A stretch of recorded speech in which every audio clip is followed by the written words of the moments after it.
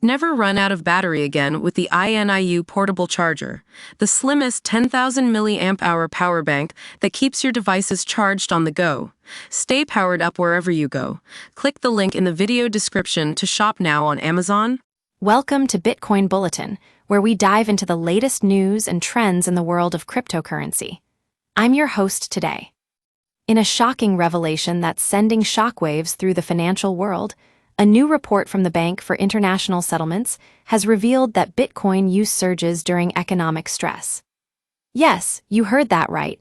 When local currencies crash, money becomes harder to move, and people turn to Bitcoin not just to invest, but to survive.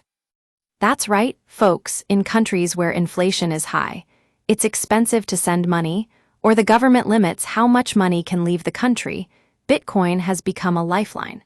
When traditional financial systems fail or become too expensive to use, people are turning to crypto as their only option for sending small international payments.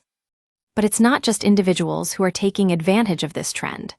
Businesses and investors are also flocking to Bitcoin during times of economic uncertainty. In fact, the report shows that when global financial stress goes up, measured by things like the BIS Market Fear Index, Bitcoin use also increases. One of the most striking findings in this report is the shift away from Bitcoin towards stablecoins. While Bitcoin still makes up a significant portion of cross-border transactions, the number has dropped dramatically, from 80% to just 25%. And what's driving this change? Stablecoins like USDT and USDC are becoming increasingly popular as people seek faster, cheaper, and more reliable ways to send money. But don't think for a second that Bitcoin is losing its usefulness. On the contrary, it's still an essential tool in times of economic stress, just one that's being used in different contexts and by different people. As the report concludes, Bitcoin use rises when inflation surges, remittances get pricey, and capital controls increase. So what does this mean for the future of cryptocurrency? Is Bitcoin going to be relegated to the sidelines as stablecoins take center stage? Not necessarily.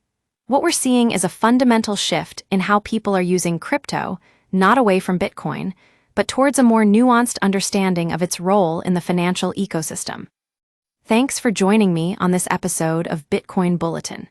If you want to stay up to date on all the latest developments in cryptocurrency, be sure to subscribe and hit that notification bell.